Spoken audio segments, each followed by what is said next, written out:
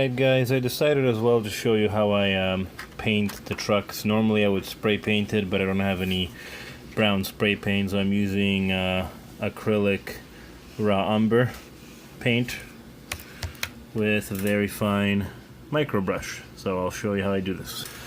So I just hold the truck in my hand,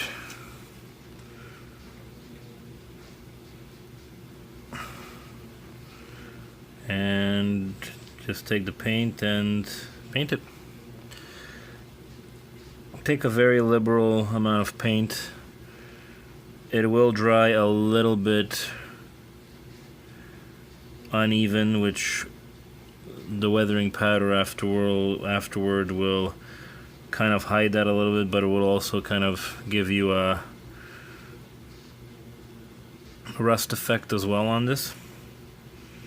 If you look at the trucks on rolling stock real carefully, it's powdery and uneven. You can just see the rust buildup, especially on the stuff that's run often. There's some grime on there as well. I'll show you the finished product close up when it's dry.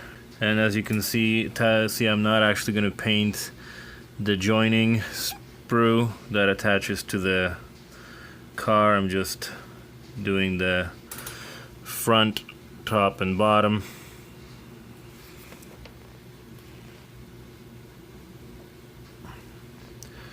Let that dry overnight on the cars, and then I'm going to add the weathering powder tomorrow. Sorry about the camera work as well, guys. I do have to invest in a overhead mount or a multi-axis tripod or something for these tutorials, because I'm going to be doing more of these for weathering and such of my cars and locomotives. So I have to come up with something. If you guys have any suggestions at all of any products out there that will hold a phone or a GoPro camera on different angles, that would be great. But when the trucks are dry, you can see they still pick out the detail. See still some of the gray a little bit shining through, but that's fine. Like I said, the powders are going to cover that. They look a lot better than the stark gray, almost white. Alright guys, so now I'm applying the rust. So as you can see, the regular color of the wheels with the brown that I used with acrylic.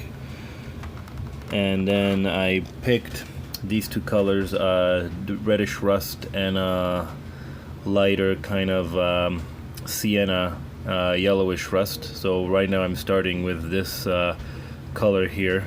So as you can see, it's livening up the trucks a lot better. So they look a lot more realistic than just the brown, and I'm going to be adding the other color in a minute, and I'll show you how that's going to look like compared to just the painted trucks. Alright guys, as you can see, so there's what I originally started out with, like a grimy brown. And then adding these two rust powder colors, you can see that it comes out to a nice prototypical rusted look, as many of the trucks are. It does look a little bit redder on camera than it is. It's more of a brownish rust. Came out quite well. So let me know what you think, guys. The next step is going to actually be dull coating the trucks. Now this is a big disclaimer. I did not know this till I found out the hard way, and I did a little bit more research. Hold on a second. So if you're using Sharpie markers for any of your outlines or any of your graffiti work, you cannot use any lacquer, alcohol based or acetone based clear coat like dull coat, because it will start pretty much bleeding and smudging the Sharpies. I did a test. These Sharpies dried for about 24 hours, and as you can see, they ran. So I'm not going to be able to look to clear coat these entire cars for Sparky. So Sparky, you're just going to have to be very careful with these. Only thing that I found that people recommend using is once you eventually get your airbrush, or I get an airbrush before you can always bring these back to me, is you have to find acrylic based clear coat. I believe there are some manufacturers for the airbrush industry that provide these. So anything acrylic based you can use. For now, Sparky's going to be getting these unprotected other than the trucks, because I don't want to have all my hard work and his cars being ruined. So just as a warning to you guys, do not use dull coat on any Sharpie work. I'm using regular permanent Sharpies.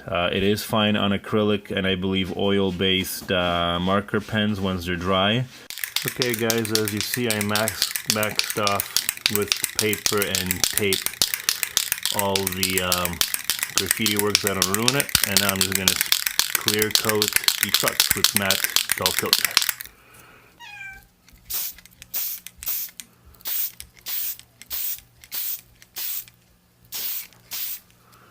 So there's the one side done. Now I'm going to do the other side.